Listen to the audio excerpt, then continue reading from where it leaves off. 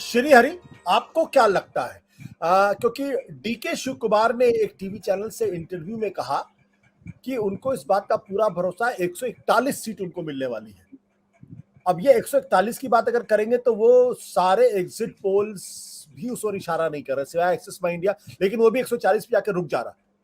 What नहीं, is your sense? 146 146 कहा है। अच्छा, 146, वो तो और भी बड़ी ज्यादा संख्या है, क्योंकि मैंने एक चैनल पे 141 सुना था उनको। हाँ, श्री हरि।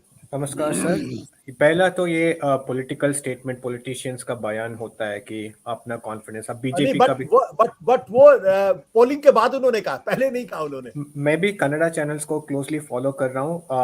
अश्वत्थ नारायण जी तो जो पूर्व डिप्यूटी सीएम थे, अब स्किल डेवलपमेंट मिनिस्टर है, उन्होंने भी यही बताया कि बीजेपी 120 125 से ज्यादा सीटें लेके आएंगे। येडियुरप्पा जी खुद बोले कि हमारा बहुमत में आने वाला है, कोई डाउट नहीं है।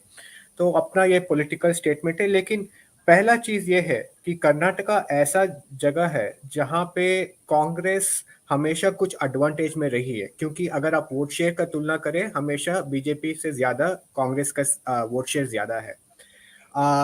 कहाँ रुकते थे पहले? वो ओल्ड मैसूर इलाका में, क्योंकि हमेशा वहां पे अगर आप पूर्व डेटा भी देख ले तो वहां पे ज्यादा से ज्यादा सीटें जेडीएस लेके आती थी। और अगर आप सिद्धरामैया जी का 2018 का ही इलेक्शन देख ले तो वहां चामुंडेश्वरी इलाके से वो खुद हार गए थे जेडीएस कैंडिडेट से। सो कहीं ना कहीं वो जेडीएस फैक्टर था, जो कांग्रेस का foundation at the old Mysore region काफी स्ट्रांग है, लेकिन जेडीएस उससे थोड़ा बेटर था। तो वहां से वोट शेयर और सीट शेयर जेडीएस लेके आ जाते थे, वहां पे कांग्रेस कुछ पीछे पड़ जाती थी। लेकिन इस बार जो एग्जिट पोल्स हम देख रहे हैं, वहां पे एक एक तो क्लियर हो रहा है कि वो ओल्ड मैसूर इलाका है, कांग्रेस कम से कम 30 से ऊपर सीटें लेने का एंड वोट शेयर भी कंसोलिडेशन टुवर्ड्स कांग्रेस हो रही है। कास्ट अरिथमेटिक हो, जो भी हो, कांग्रेस के फेवर में है।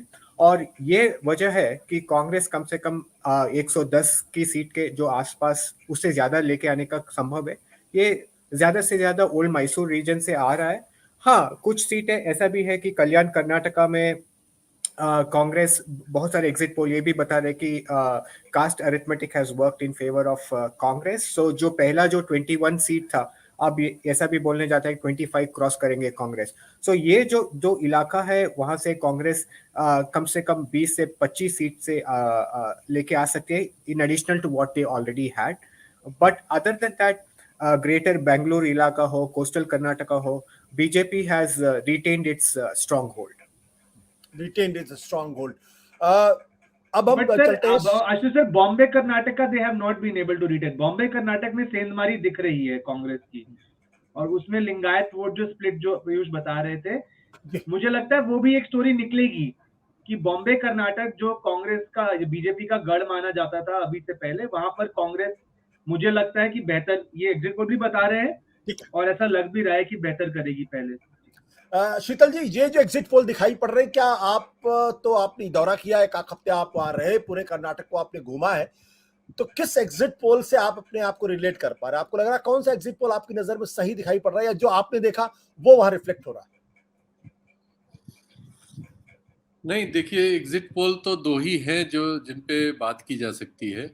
अभी हमारे वो दोस्त चले गए जिनसे हम लोग पीयूष से बात कर रहे थे, और दूसरा वो एक्सिस वालों का है। जो सी वोटर है वो मैं जानता हूं कि वो जब वो उन्होंने भाषा बदली, जब एक्सिस का रिजल्ट आ गया तो वो उन्होंने बातचीत में बदल दिया कि हमने 3 बजे तक किया था, उसके बाद 5 बजे चेंज हो गया, फिर 1% बढ़ गया। एक्चुअली जो गैप है बिटवीन कांग्रेस एंड बीजेपी, वो मुझे पूरा यकीन है कि 6%, 5.5-6% होगा, जो इसमें बता रहा है एक्सिस वाला। और अगर ये 5.5% होता है तो नतीजा कांग्रेस के पक्ष में हर हालत में 120 से ज्यादा होगा। ये जरूरी है कि हम परसेंटेज पे ध्यान दें। अगर 4% तक रहता है तब ये नतीजा बहुत क्लोज हो जाएगा, क्योंकि 2% का गैप तो पिछली बार भी था, कांग्रेस के फेवर में था, लेकिन सीट्स में वो कल्मिनेट नहीं हुआ था। तो अगर 4% होगा तो 120 से कम सीटें रह जाएंगी कांग्रेस की। और अगर ये 4% क्रॉस करता है गैप दोनों में, और 6% की ओर बढ़ता है जैसा एक्सिस कह रहा है, तब फिर ये 120 से ज्यादा होगा। और तब जो बहुत छोटी छोटे गैप वाली सीटें हैं उसमें से ज्यादातर कांग्रेस की ओर चली जाएंगी। जो हार हो रही है इस इलेक्शन में साफ साफ वो हो रही है जेडीएस की। जेडीएस के वो क्यों हो रही है? वो इसलिए हो रही है कि राहुल गांधी की यात्रा के बाद से, पद यात्रा के बाद से माइनॉरिटीज में pro Congress traction all India बहुत बढ़ा है।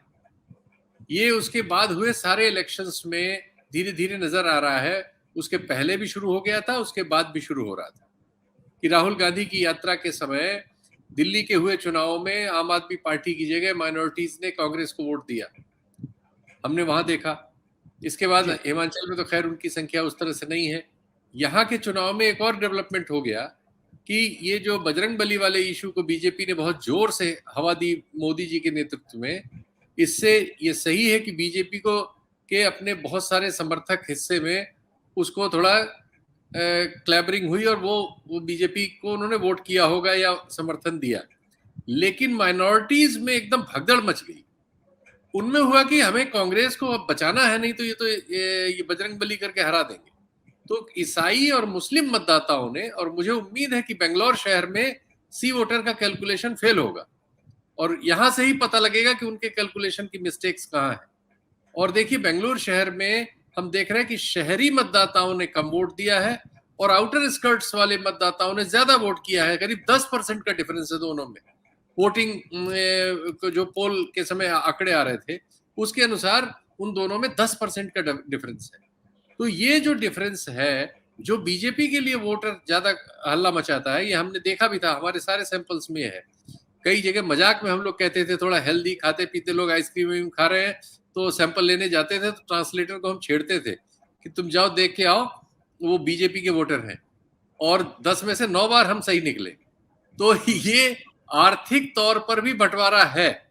जो खाता पीता वर्ग है, हैसियत जिसकी ठीक ठाक है, वो बीजेपी की ओर इंक्लाइंड है। एक और बात है, ये जो वोक्कालिगा सेक्शन है, वोक्कालिगा से जो ड्रिफ्ट है, मैं श्रीहरि की बात से सहमत हूं। वो ड्रिफ्ट टुवर्ड्स कांग्रेस नहीं है। जो वोक्कालिगा में अगर इसको नहीं दे रहा है जेडीएस को, तो वो बीजेपी को दे रहा है। जो ड्रिफ्ट कांग्रेस की ओर है वो फर्स्ट माइनॉरिटी की ओर से है, माइनॉरिटी में खूब जम के है। उसके बाद दलितों में टचेबल अनटचेबल 2 डिवीजन है वहां। तो जो टचेबल है वो बीजेपी की ओर इंक्लाइंड है मैक्सिमम, और अनटचेबल मैक्सिमम इंक्लाइंड है कांग्रेस की ओर। और इसके बाद ओबीसी में जो छोटे छोटे सेक्शन निकलते हैं, उस पूरे इलाके में मेरे पास वो डाटा नहीं है कि इस जेडीएस वाले इलाके में कुर्बा कितने हैं, लेकिन कुर्बा तो ओवरऑल सिद्धारमैया को ही नेता मानते हैं, बिल्कुल सही है। और उनका मतलब ऑलमोस्ट मुझे लगता है 70% प्लस होगा उनका टुवर्ड्स सिद्धारमैया जी। तो वो भी एक अच्छा 7-8% उनकी पॉपुलेशन है, हर जगह है वो लोग। तो ये सब मिलके इन्होंने कांग्रेस के लिए एक स्ट्रक्चर प्लस 40% तैयार कर दिया है। और हम कल की डिबेट में भी और परसों की डिबेट में भी कह रहे थे कि अगर कांग्रेस 40% टच करती है तो वो मेजॉरिटी मार्क छू लेगी। अब ये सारे सर्वेक्षण ये कंफर्म कर रहे हैं कि वो 40% तो क्रॉस कर रही है। तो अगर वो 40% क्रॉस कर रही है तो वो मेजॉरिटी मार्क टच तो कर ही लेगी। अब उसमें सिर्फ ये होगा कि अगर उनके बीच गैप 4% है तो वो 120 के आसपास जाके रुक जाएगी। और अगर उन्होंने 4% क्रॉस कर दिया है, 6%, 7% बढ़ रहे हैं, तो फिर सुनामी होगी। तो फिर वो कहाँ रुकेंगे पता नहीं। बिल्कुल।